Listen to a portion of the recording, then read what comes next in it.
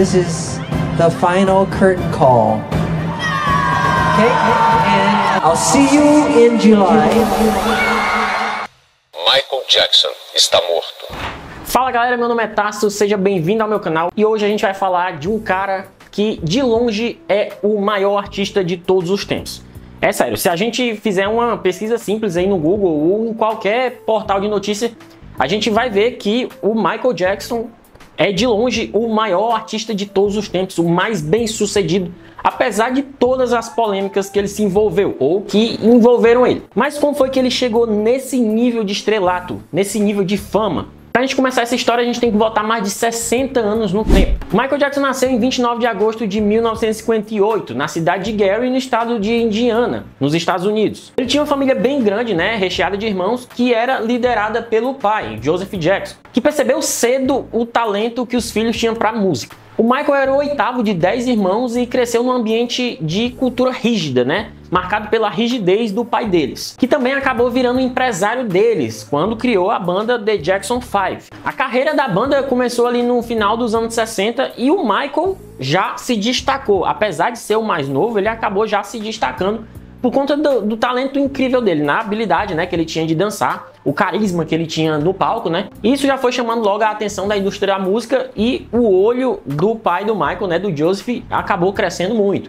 E aí ele foi ficando cada vez mais rígido. De uma forma muito rápida, o The Jackson 5 acabou se tornando um fenômeno, E ali no final dos anos 60, em 1969, eles assinaram um contrato com a gravadora Motown Records. E aí logo de cara eles lançaram 3 singles que emplacaram o topo das paradas nos Estados Unidos, Que foram I Want You Back, ABC e I'll Be There. Isso praticamente definiu e consolidou eles como uma das bandas mais populares dos Estados Unidos na época. E foi desse jeito praticamente a década de 70 inteira. Mas mesmo com o sucesso da banda, o Michael sempre nutria um desejo de ter uma carreira solo, de ter uma coisa só dele. Carreira solo. Depois de alcançar o máximo de fama ali com os irmãos, ou pelo menos alcançar o que ele achava que seria o máximo de fama, o Michael começou a carreira dele solo ainda nos anos 70. Ele lançava ali um álbum ou outro, mas foi no final dos anos 70, lá em 1979, que ele lançou o álbum que faria uma virada de chave na carreira dele e na vida dele, que foi o álbum Off the Wall. Esse álbum ajudou a impulsionar ele de vez no cenário musical de forma solo. Até porque, galera, esse álbum ele foi produzido simplesmente por Quincy Jones,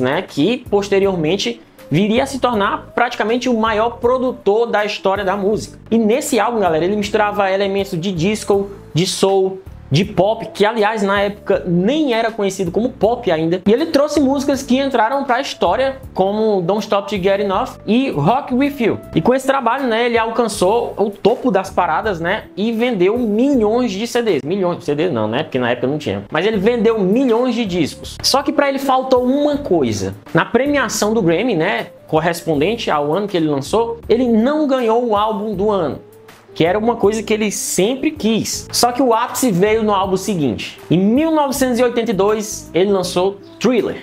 O álbum que não só mudou a vida dele, a carreira dele, como simplesmente mudou a história da música. E quando eu falo que mudou a história da música, é porque realmente mudou. Thriller não foi simplesmente o álbum mais vendido da história com mais de 100 milhões de cópias, não. Ele também foi um divisor de águas na indústria e na cultura pop, influenciando a música, a dança, a moda, praticamente tudo. Músicas como Billie Jean, Beat It, Thriller viraram clássicos assim, instantaneamente. Cada uma delas apresentando uma inovação. Billie Jean, por exemplo, trouxe o Moonwalk. Beat juntou pop com rock num solo praticamente inesquecível do Van Halen.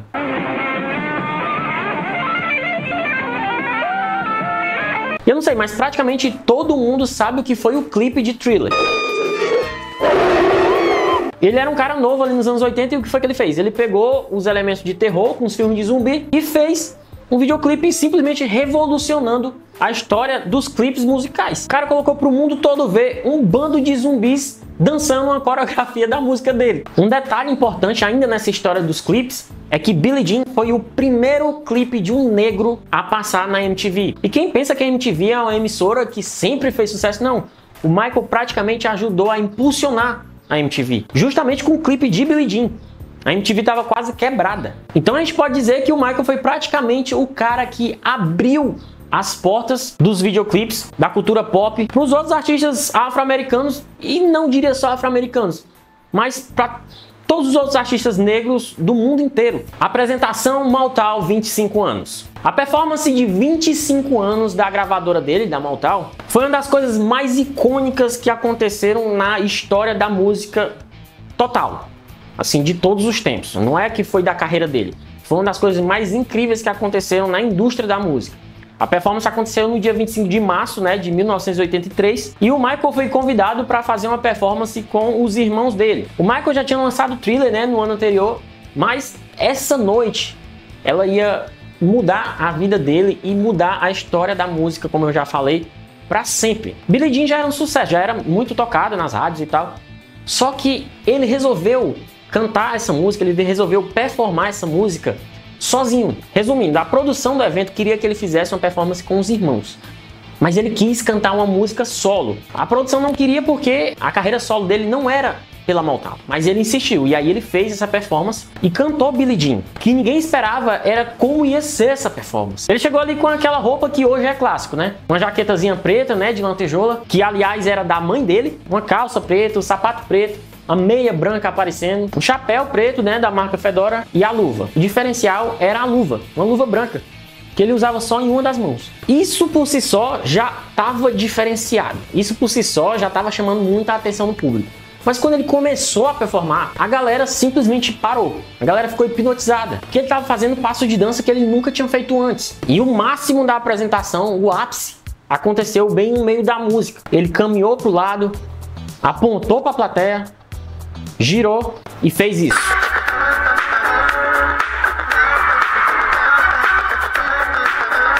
O Moonwalk, como muita gente sabe, não foi inventado por ele. Era um passo de dança que era comum ali nas danças de rua e ainda não tinha sido popularizado. Mas ele fez isso, ele popularizou o passo. E daí pra frente o Moonwalk se tornou a marca dele. Todo mundo ali que estava presente ficou sem acreditar no que estava acontecendo, porque ele praticamente estava flutuando.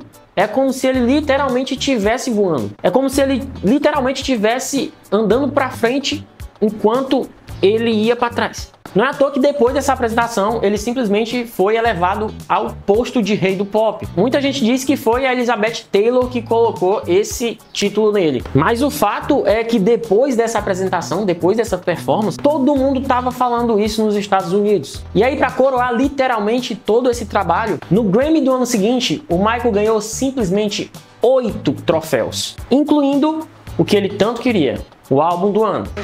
Oh, here we go. There's no winner.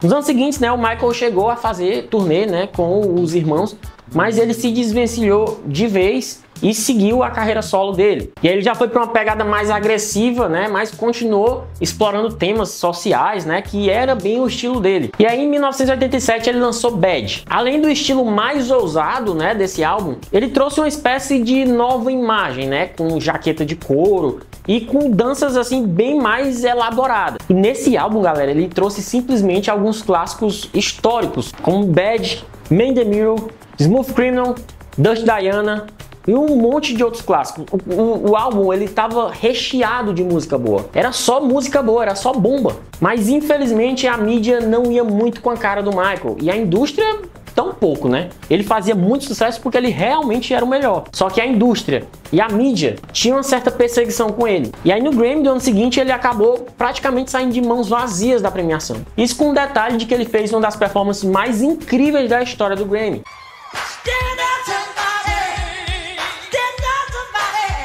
Ele chegou a falar depois que a indústria julgou ele pela aparência e não pelo trabalho dele. Mas por que ele disse isso? O Michael tinha uma doença de pele que é bastante conhecida hoje em dia, que é vitiligo. Essa doença, ela tira toda a pigmentação da pele. E aí boa parte do corpo dele, tava clareando, tava com manchas. E aí para equilibrar o tom da pele dele, ele usava uns cremes que acabavam dando a impressão de que a pele dele estava mais clara, quando na verdade ele só estava querendo equilibrar o tom da pele. E aí por conta disso a mídia caiu em cima dele, dizendo que ele era racista, que ele estava negando a própria origem, que ele estava fazendo procedimentos para clarear a pele dele, o que nunca foi verdade. E aí a perseguição em cima dele ficou bem maior do que já era. Tanto que em 1991 ele lançou um dos álbuns mais icônicos dele, que foi o álbum Dangerous, que traz a música Black or White. Essa música, ela tem como videoclipe, que na época foi o videoclipe mais assistido da história, lançado simultaneamente, mais de 500 milhões de pessoas assistiram esse clipe ao vivo. Aqui no Brasil ele foi transmitido pelo Fantástico. E na música ele fala muito sobre o preconceito, e dizendo que não importa se você é preto ou se você é branco, você tem que ser tratado da mesma forma. Isso com certeza foi um tapa na cara de todo mundo que estava falando que ele estava querendo mudar a cor da pele dele, que ele era racista, que ele não queria ser negro e não queria ser reconhecido como negro. Fora isso, o álbum Dangerous gerou a maior turnê até então da história, que tinha a maior quantidade de equipamento que um artista já tinha transportado para qualquer lugar. Centenas de pessoas disputam um lugar para ver o astro de perto. Ele tá no terceiro de cima pra baixo. Ele fez dezenas de shows e ele tava no auge, ele tava no ápice da forma física e vocal dele. Ele simplesmente parecia que flutuava no palco, e tem imagens desses shows ao vivo onde as pessoas simplesmente desmaiavam. No momento que começava o show, ele aparecia de surpresa. Ele ficava mais de 2 minutos sem se mexer.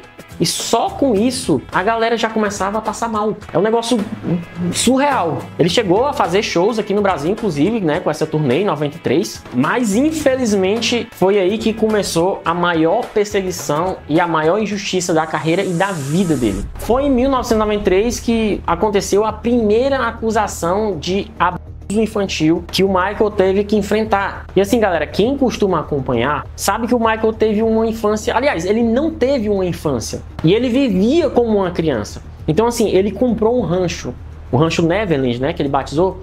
Gostava muito de Peter Pan, e ele comprou esse rancho, e ele costumava levar várias crianças para essa fazenda, né, para esse rancho, para se divertir, para dar alegria a essas crianças. E hoje a gente sabe que ele estava querendo proteger essas crianças, mas na época, e até mesmo para se aproveitar da situação, um dos pais, uma das famílias de uma das crianças resolveu acusar o Michael de abuso infantil. E nessa época, como a gente sabe, ele estava em turnê, com a turnê Dangerous. E ele teve que interromper essa turnê, que era a maior turnê dele, para lidar com esse problema. Ele acabou, logicamente, fazendo um acordo, né? Estranhamente, que tipo de pai, que tipo de mãe vai aceitar fazer um acordo se o criminoso que estaria supostamente do seu filho, que tipo de pai, que tipo de mãe ia querer fazer um acordo financeiro? E aí esses pais acabaram fazendo um acordo. Nesse primeiro momento, nessa primeira acusação, o Michael fez esse acordo. E aí encerrou o processo. E aí depois da poeira baixar um pouquinho, né, nos anos seguintes ele acabou se casando pela primeira vez com a filha do Elvis, né, a Lisa Marie Presley. Casamento ali que não durou muito tempo, né, durou pouco mais de 2 anos, mas que nesse período causou um rebuliço, né, causou um alvoroço muito grande na mídia, porque afinal ela era filha do Elvis. E ele, nesse mesmo tempo, ele tinha lançado o álbum History.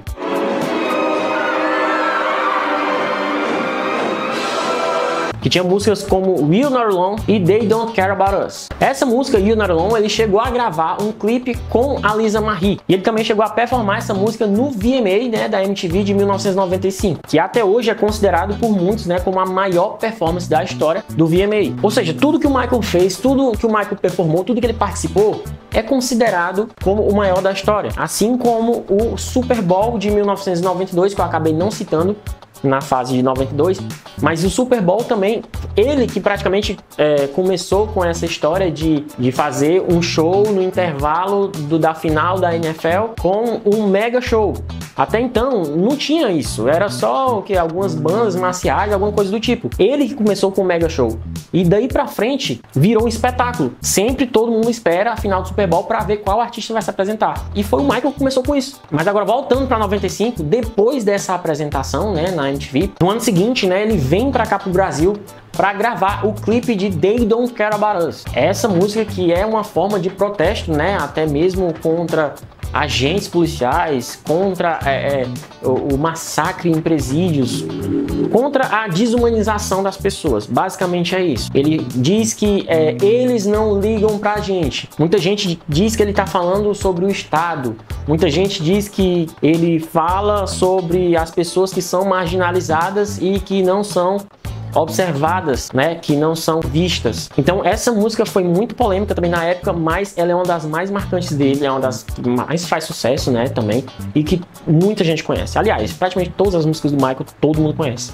Controvérsias e mídia. Como eu já falei aqui anteriormente, a vida dele foi marcada por polêmica, mas não que ele se envolvia, mas que envolviam ele na polêmica. Como o caso dele supostamente querer clarear a pele, ou que ele dormia numa câmara para retardar o envelhecimento. Isso aí surgiu de uma visitação que ele fez, onde tinha uma câmara, salvo engano, se era uma câmara de bronzeamento, uma coisa assim.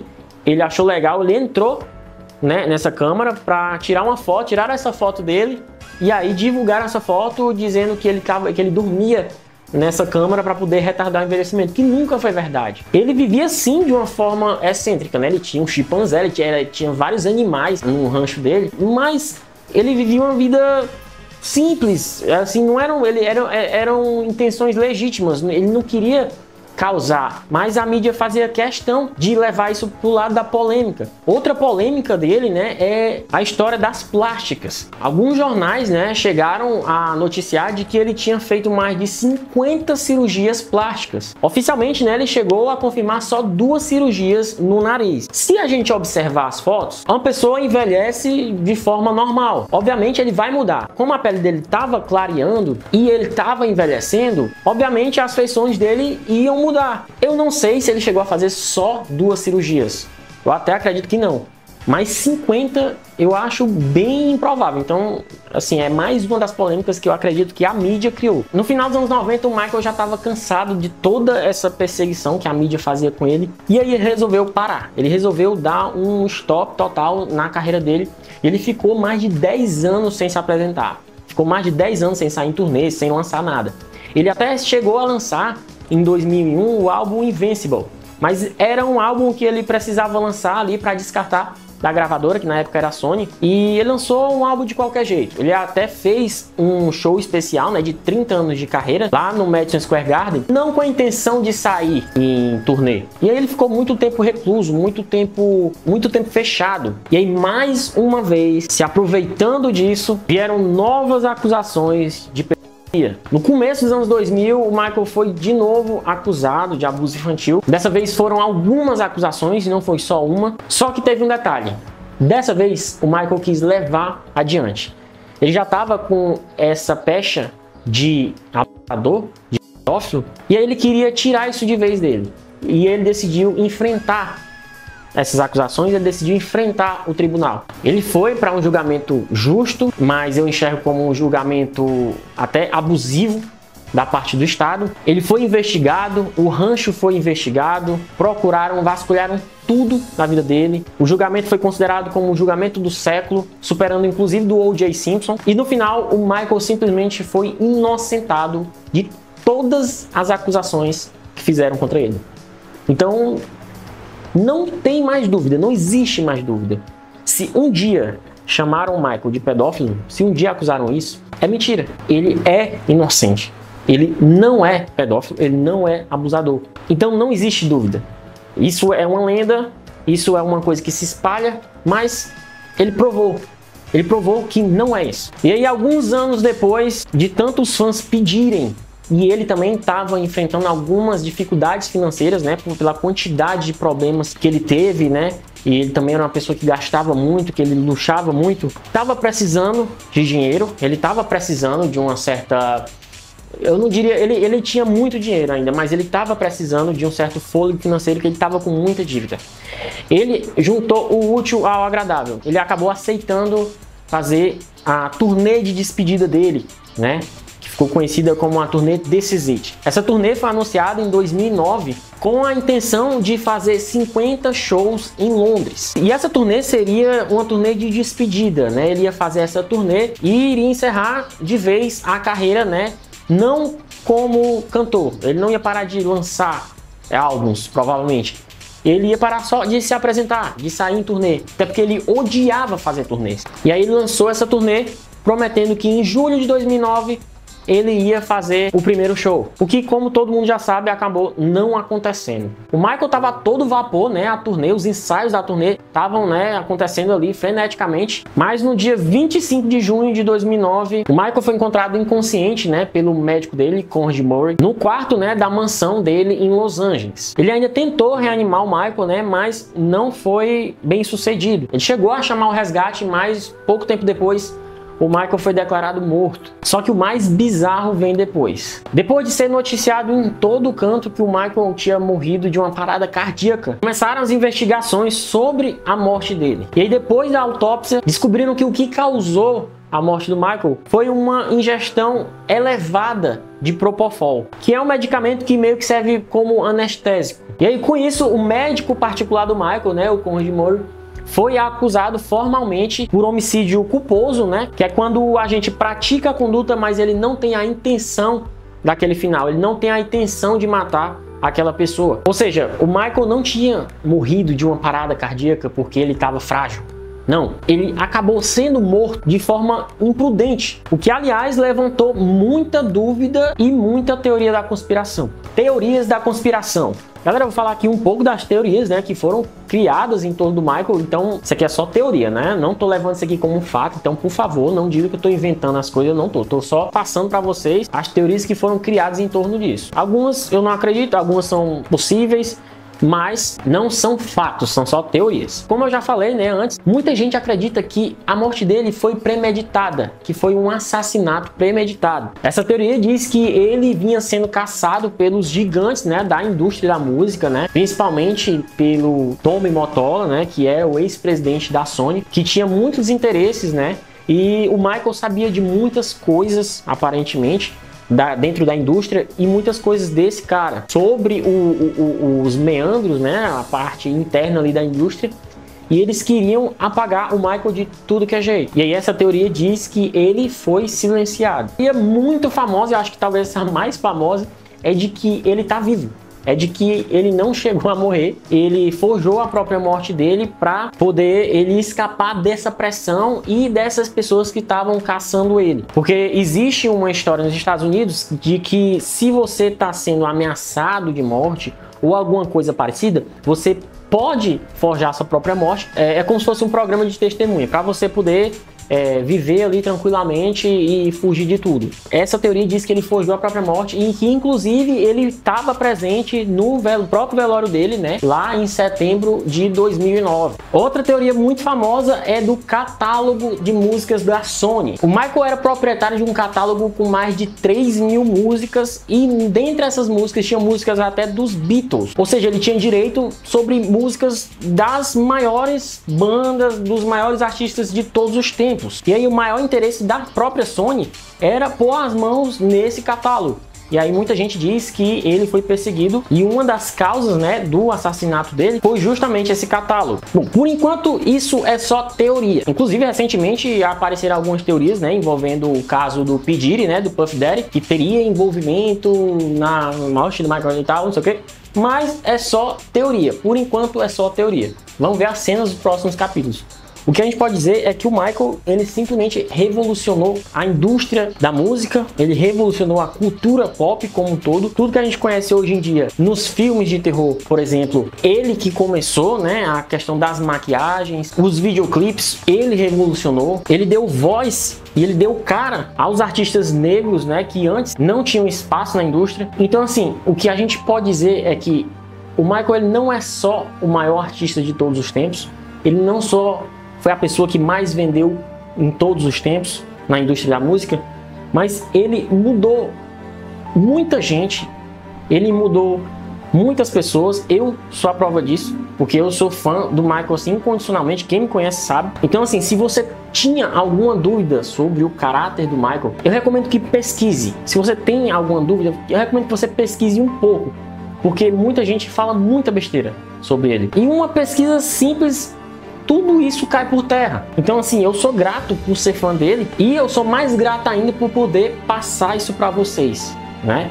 Acho que foi a primeira vez que eu consegui fazer um vídeo aqui sobre o Michael Jackson, um vídeo mais detalhado, e aí tem muita coisa que falta falar, mas em resumo é isso. Galera, muito obrigado. Se você não é inscrito no canal, Se inscreve aí para continuar acompanhando. Comenta aí qual é a sua música favorita do Michael. Eu não vou dizer para você comentar se você conhece o Michael, porque eu tenho certeza que você conhece. Mas comenta aí, o que é que você acha dessa história toda? E deixa o like, né, pro YouTube saber, né, que vocês estão gostando dos vídeos, para ele recomendar mais vídeos meus aqui para vocês.